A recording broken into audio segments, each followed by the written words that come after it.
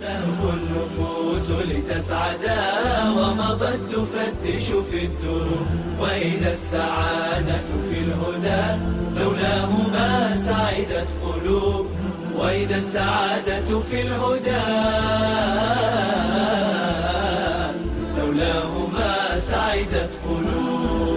ارسم بسعيك للعلا هدفا كدأب الناجحين، لك أولويات فلا تنسى الأهم ولا تلين. ارسم بسعيك للعلا هدفا كدأب الناجحين، لك أولويات فلا تنسى الأهم ولا تلين. أصنع لذاتك سلما ترقى به دنيا ودين، كن في حياتك مسلما يرضاه رب العالمين، يرضاه رب العالمين. تهفو النفوس لتسعدا ومضت تفتش في الدروب، وإذا السعادة في الهدى لولاه ما سعدت قلوب، وإذا السعادة في الهدى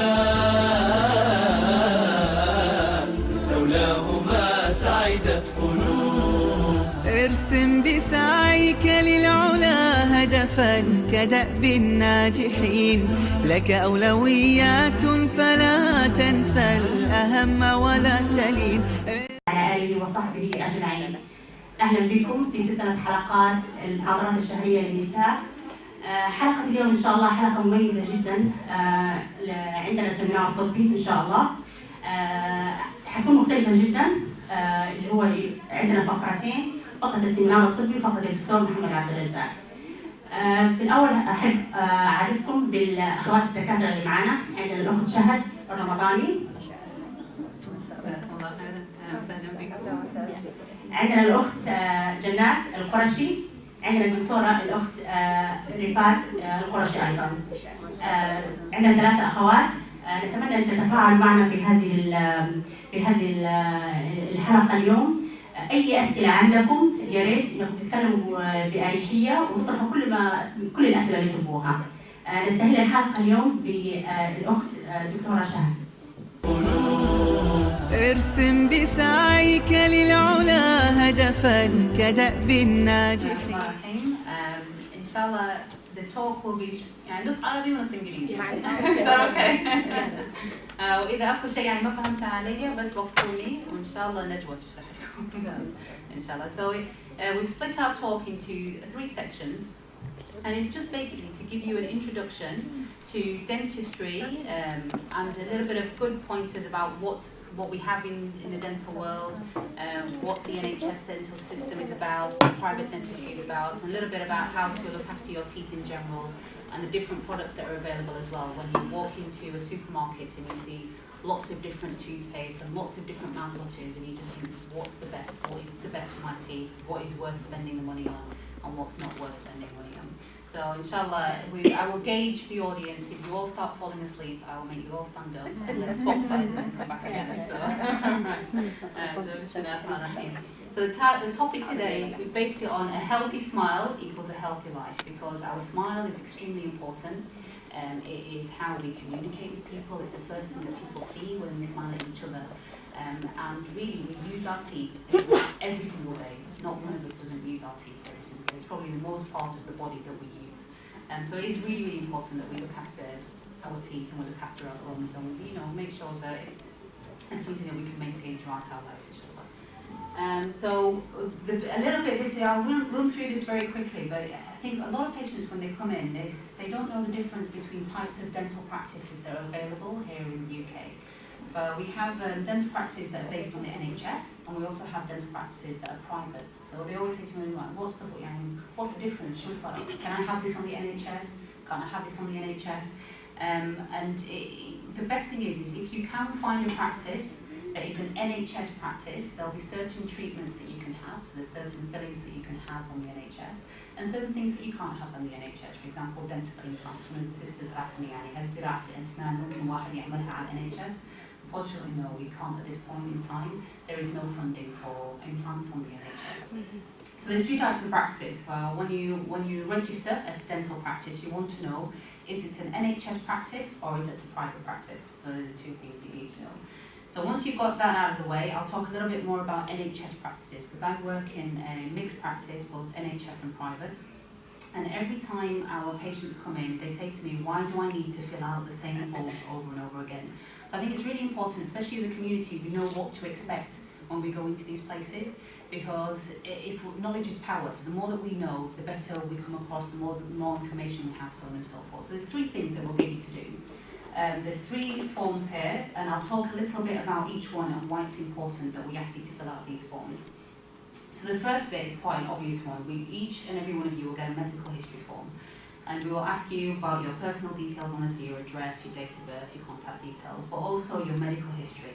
And the reason we really want to know about your medical history is because there's certain things that will affect your treatment and certain things that may predispose you. So certain things, for example, if you have sukkar, if you have diabetes, you're more likely to get gum problems, so you're more likely to lose your teeth sooner if you don't look after them, so on and so forth. So we need to know what conditions you have and whether there's any family history of it. So if the aunties have them or the uncles have them, it's something that you need to let us know of.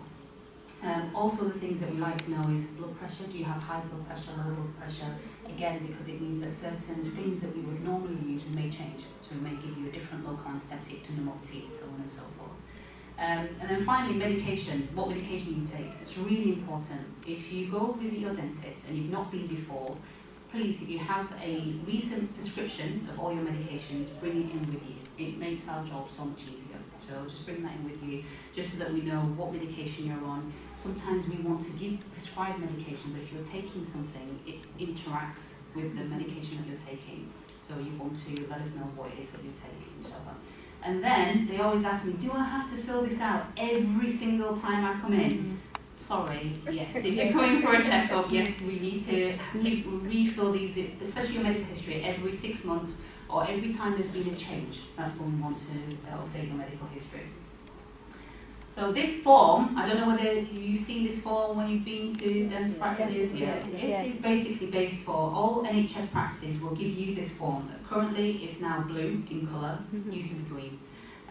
But what you put on here is it will have your details, and this, when you sign it, you're basically agreeing to NHS treatment. Okay? Now, with NHS treatment, people that pay will pay some towards your treatment, and then the back of it is called a benefits form. So if you claim any benefits, or you're pregnant, or you're under the age of 18, it's really important that you tick the right box. And if you don't, or you're unsure, don't tick the box. Make sure you know before you do. Because we get so many people that come in, or they give us a call and say, look, I've been fined from the British Dental Services Association because they say that I've not paid for my treatment. And it's because you signed this form and you don't have the evidence for it. So it's really, really important that if you do claim any benefits, bring in your proof that you do, so we can fill that out for you. And the reason that I want to tell you about this is because a lot of people, unfortunately, do get contacted, and they think it's a little bit like a prescription where you can turn it around, tick anything, and they'll never know. But no, I'm sorry, they do check.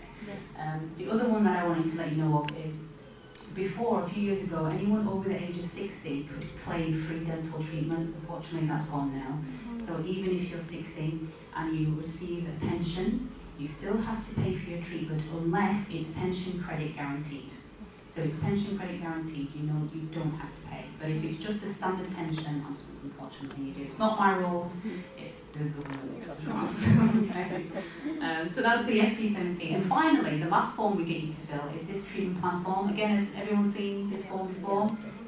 Basically, this form, a copy will go in your notes, and a copy we will keep in our, you will take, and a copy will go in your notes. So it's in two little bits. And it's split up into two sections. So it lets you know on the right-hand side is the NHS part, and on the left-hand side, the private part. So if you decide to, for example, have white fillings, we put that on the left-hand side. And if you decide to have just standard, a standard NHS check and clean and so on and so forth, that goes on the right-hand side. I think you said that right. Left-hand side private, right-hand side NHS. And at the bottom is how much you've agreed to pay. Okay, that's important because it lets you know what you have agreed to have done. So if there's something that you've not agreed to have done, check this form, and by all means, all dentists will be happy to speak to you and happy to go through anything that I've just gone through now. So they come in 2 forms. So now that you've got all the signatures out of the way, بسعيك للعلا هدفا كدأب الناجحين لك أولوية. we look for. So when you come in, you sit down and you think, oh my God, I'm at the dentist and I have no idea what they're going to do. There's things that we look out for, and this is all dentists in general. So we look at outside your mouth and we look at inside your mouth. So the outside the mouth, we look at for scars, if there's any scarring, if there's any lumps or bumps. We also check the jaw joints. We analyse, can you open wide? Is there any problems in the jaw joints? These things here. And then inside the mouth, we also look at the soft tissues, al-asnan, al-latha.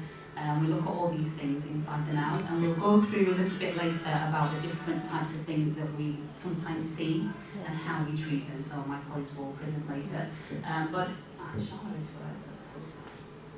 This is a very brief, I really hope it works, introduction of what to expect when you go into a dentist. Is everyone registered with a dentist here? Does everybody have a dentist? Yes. Okay, so I'll run through this really, really quickly because you probably will all know what to expect. I mean, she's basically talking about what we look for when you come into a dental practice, and you'll find that when we first walk in, I'll forward this a little bit or I'll let it run, is that don't worry if your dentist doesn't come up to you and smile and take you in. You know, we're all happy to see you. We're always very happy to see you. We will always give you glasses to put on, and the glasses is to protect your eyes, and that's why we give you those glasses just on there. And then we will sit you back, and we will check using different instruments inside your mouth. And we get a lot of patients who get a little bit scared when we pull up a probe. A probe is like a little pointy thing to check the teeth with, but that's really important because it helps us check if you have any fillings, are they good fillings, or do they need changing. We also have a certain probe that we use to check نوعية اللثة. هل هي اللثة سليمة؟ هل في يعني مشكلة في لثته يعني around the teeth? Is there any problems with the gums around those teeth there?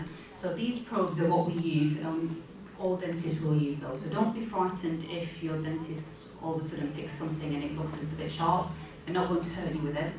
It's just what we use to analyse how healthy things are. Once we've finished, everything goes down on your records, and this is legally. We have to record everything that we find here. And again, we'll be more than happy to discuss anything that we see. Some dentists have a camera that they would go inside your mouth, so they'll show you inside your mouth there. Not all practices have these, but you know, some do, so if they do that, that's fine. And finally, we take some x-rays as well, so we check in between your teeth. Now, a lot of people say, why do we take x-rays? We take x-rays to check the bone levels, to see if they're healthy, and to check also in between the fillings, in between teeth, so on and so on. So there's a lot of things that we can see by taking x-rays, and we take them regularly, so we do take x-rays quite regularly as well. So I hope that makes a little bit more sense. سعدت قلوب ارسم بسعيك للعلا هدفا. So this is, I love this bit. When I walk into Boots or Sainsbury's or Tesco and I go down the aisle and I see toothpaste and floss and I just think, oh my God, there's so much hair. I'm confused. How are you guys going to feel? I don't know what's the best to use, what's not the best to use. Is it going to work? Is £4 on toothpaste actually going to do me any good? So I really do feel for you. Sometimes I always think, I don't know what it is. How is somebody else will know what it is? Or my mum goes, Mama, تسألني شهاد. هذا يعني بيسمى مليح العراقي هذا يعني كويس واحد يستخدمه. I'm like, Mama, I don't know, I have no idea. I don't know. So I'm going to go through what's available, what's good to use. What I think is more of a marketing and it's not that great, but if you want to use it, you can use it. And then inshallah we'll also split you up into 3 groups, and then we'll show you how we want you to brush your teeth and how we want you to floss your teeth. So once we've shown you, you have no more excuses. You've all been taught, okay?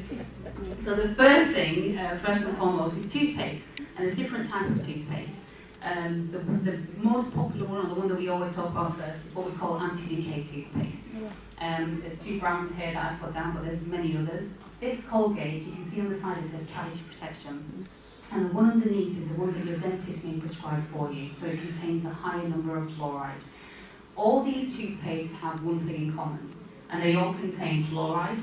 Now, your dentist will normally go on about fluoride this, fluoride that. The reason that it's important is that we know, through a lot of research, that fluoride actually helps repair teeth.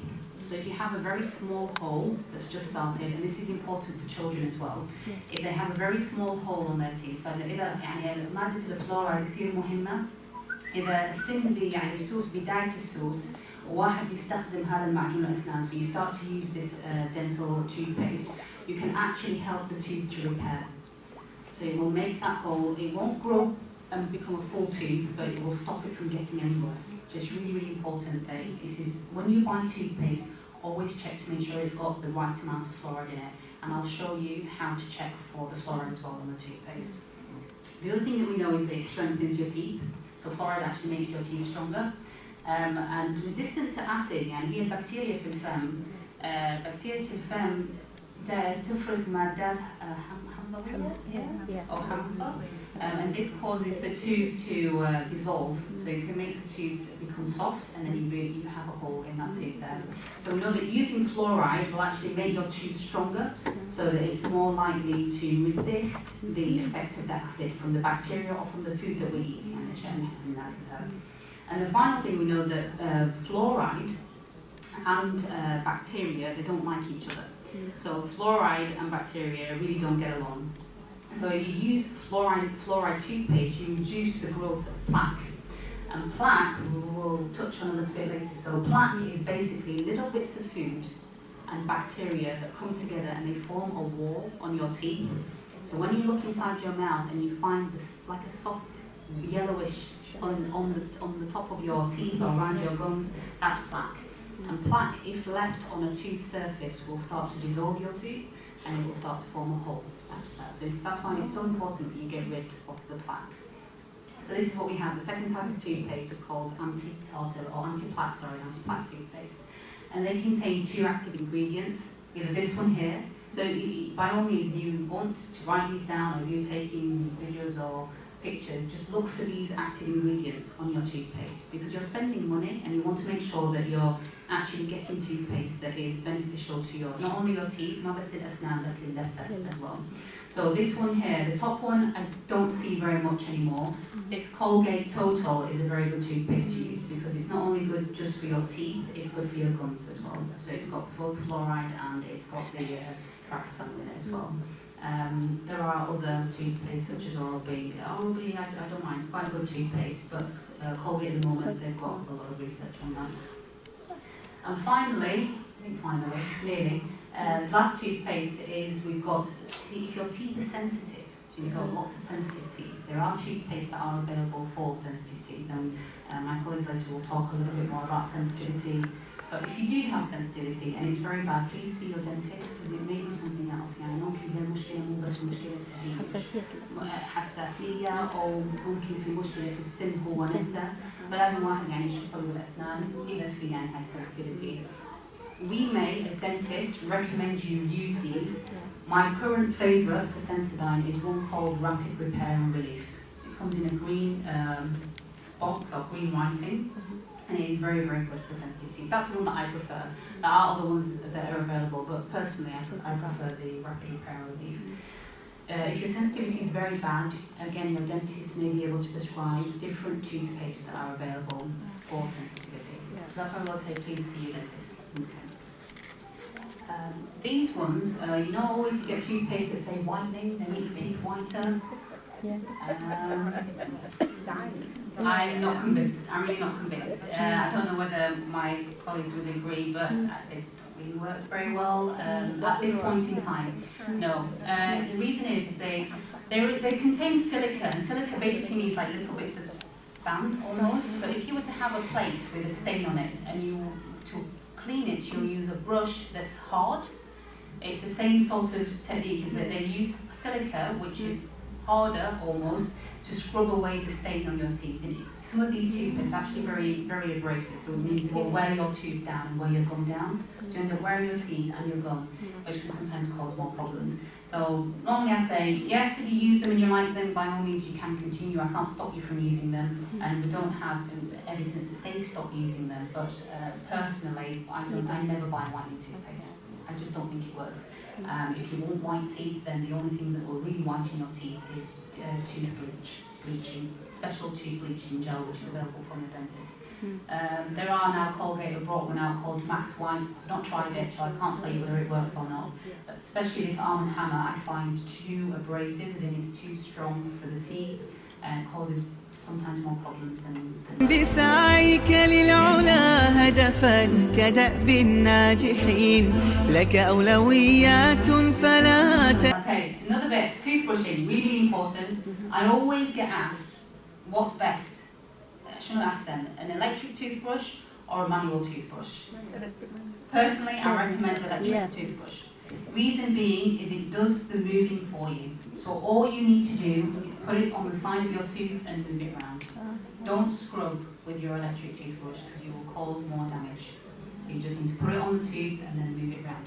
So you don't need to scrub at the same time. So it makes it easy. So I do recommend electric toothbrushes. That doesn't mean that you can't use a manual toothbrush. In fact, I sometimes use a manual toothbrush. But you just have to use a manual toothbrush properly and for long enough. And again, we'll show you how to use a manual toothbrush properly. Okay, because they are the cheapest toothbrushes to buy. And if it came down to cost, I'd rather we be brushing our teeth than not brushing our teeth at all. Okay. The other bit is if you were going to pick one time of day to brush your teeth, please, please, please do it at night. That's the most important time to brush your teeth. The reason being is we have saliva. What's saliva now?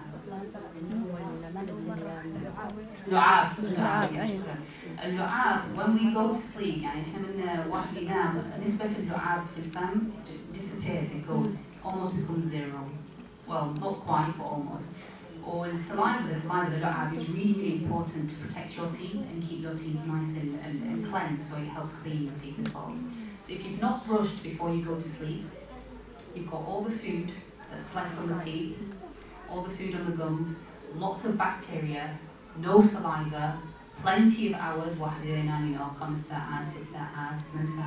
that is just damaging your teeth, damaging your teeth, damaging your teeth. So if you're going to pick one time of day to brush, nighttime is so important, so important. We recommend twice a day. The other one can be any time. When you wake up, when you come back from work,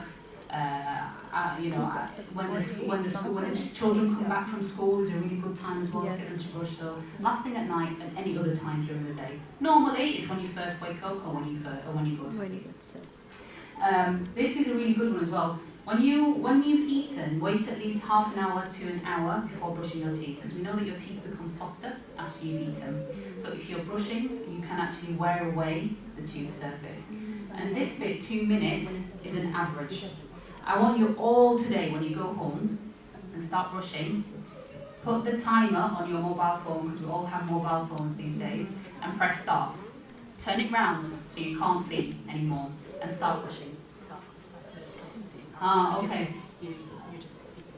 In English, sorry.